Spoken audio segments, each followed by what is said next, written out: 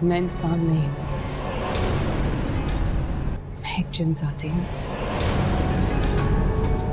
और आपके पड़ोस में जो 2 बहनें रहती हैं, मैं उनकी गुलाम जिन हूं।